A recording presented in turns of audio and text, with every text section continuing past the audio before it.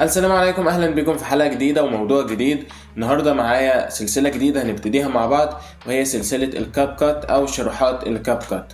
باختصار شديد هو تطبيق للمونتاج بينزل بشكل مجاني للاندرويد وللايفون، ولكن فيه مميزات كتيرة جدا بتختلف عن باقي تطبيقات المونتاج.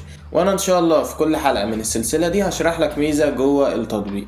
ومن غير ما اطول عليك، فاول ميزة معانا وهي ترندات التيك توك او القوالب الجاهزة اللي انت بتلاقيها على التيك توك.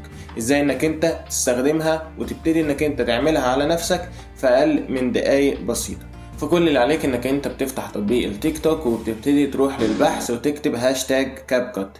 بيظهر لك فيديوهات كتيرة، بتبتدي تختار الفيديو اللي يريحك وتشوف ان هو مناسب بالنسبة لك. بتدوس على استخدام القالب اللي جنب علامة كاب كات من تحت، هينقلك على التطبيق. طبعا انت بتبقى محمله عادي. بعد كده المميز ان هو بيوفر لك عدد ثواني معينة تبتدي انك انت تحط فيديوهاتك، هو بيقصها لك بشكل جاهز. يعني انت لو الفيديو بتاعك اللي انت هتحطه اطول شوية فما فيش مشكلة، هو كده كده هيشتغل لوحده بشكل تلقائي. لو انت برضو ما عندكش الفيديو او ما عندكش حاجة شبه الفيديو اللي انت اخترته، تطلع من التطبيق وتصور فيديو عادي جدا وهو هيضيف لك الافكتات.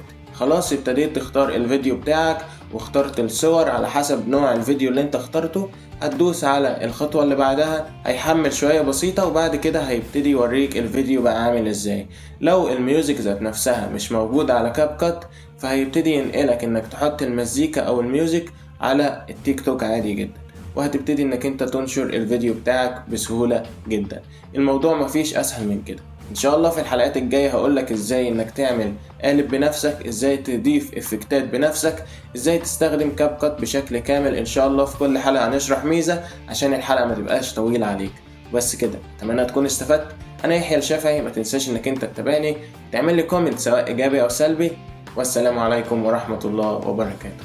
Tirada bronceada morena y combina con el sol, con la playa y la arena. Ay, qué linda esa mini mini. Mamá siempre hemos usado bikini,